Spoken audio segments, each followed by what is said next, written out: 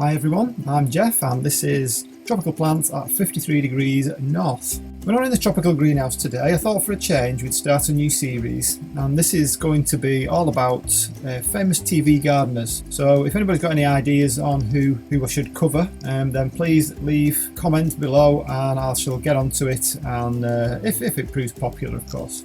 So today I'm going to talk to you about a very famous TV gardener called Alan Titchmarsh, certainly very famous in the UK. And he was quite influential on me in getting into gardening. I mean, I'm talking about that as if I'm a famous TV gardener, but certainly influential on me in terms of me starting my own garden and getting into gardening and then eventually tropical plants. Alan was born in 1949 in Ilkley in Yorkshire in a 2 up 2 down. And for our American friends, that simply means 2 rooms upstairs, 2 rooms downstairs, very small, narrow, terraced house. In 1964, he left school and he went on to study horticulture and eventually moved to the Royal Botanic Gardens at Kew, very, very famous gardens down in London.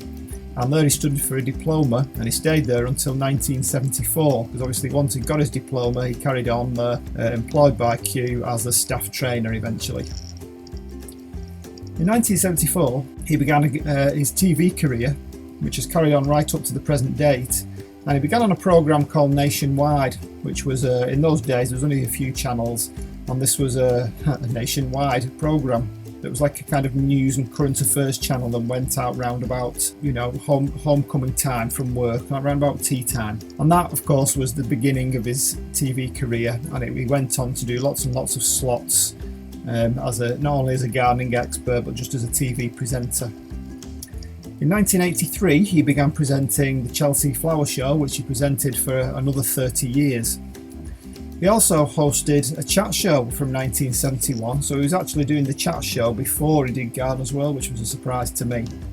And he only took over Gardener's World, which is the BBC and in fact the UK's flagship gardening programme.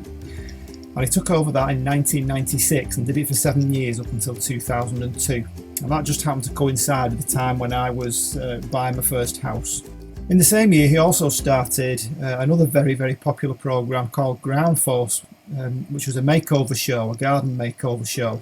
And in that, just the 3 presenters took over a garden, sent the owners away, and basically designed and did the whole thing themselves in 3 days.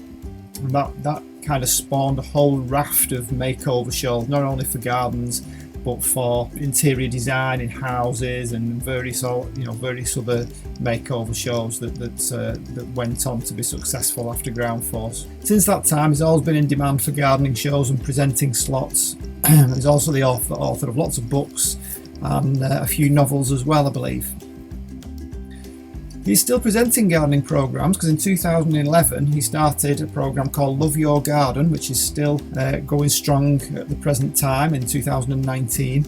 And in this particular show, what he does is he goes and visits people who've been nominated by friends and relatives as being very, very deserving of a garden makeover. So he's still doing the garden makeovers, even though he's 70 now. And he kind of supervises and appears to draw the designs. He does do the odd thing in the garden as well, and still working his magic in there. Now, the particular gardens that I'm interested in are the 2 that he did. The one that he actually started Gardener's World from, which was his own home garden in Hampshire, a garden that he called Barleywood, which was a 1.2 acre sloped garden. Within this garden, it's actually quite difficult to get photographs of this garden now.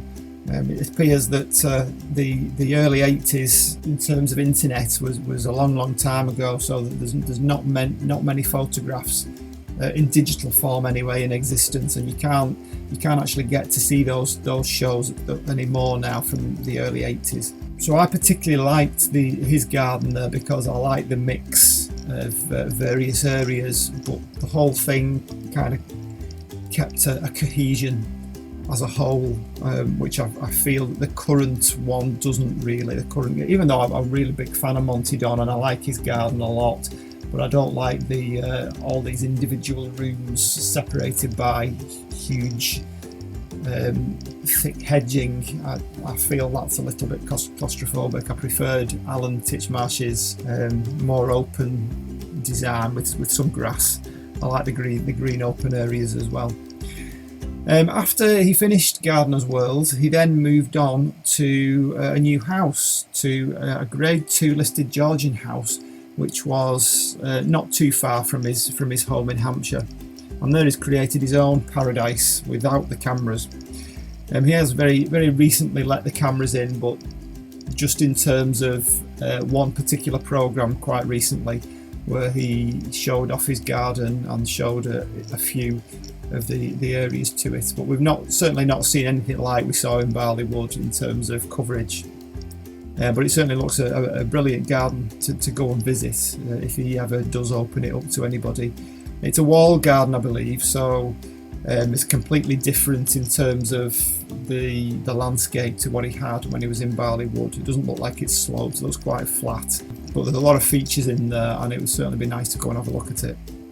So in terms of influences on me, I've read lots and lots of his gardening books. He's got dozens and dozens of gardening books. My first greenhouse, I got his book on starting a greenhouse off. That was my very first one, which would have been 23 years ago, and I kept that right up until March this year. So yeah, that was very influential on me. The Gardener's World was the first gardening program I started watching way back in the early 90s when I first got married. And as a designer, he is actually, in my opinion anyway, a better designer than some of the current crop. He has got a gold medal from Chelsea from 1985, and I just, from all the different programs that I've seen, I just like his style of design. It just seems to fit in with my own tastes. So that's Alan Titchmarsh. I hope you enjoyed this little mini tribute to Alan Titchmarsh. And I'll be interested to see what people think of doing something a little bit different every now and again. I'm really thinking of doing this occasionally. Other people that I'm thinking about doing, maybe Jeff Hamilton, Monty Don, Carol Klein. There's a lot of TV gardeners that I could do, and I could even talk about some of the influential garden designers that weren't around when TV was around. So please let me know what you think. As usual, you know the drill, like and subscribe, and I'll see you on the next one. Bye.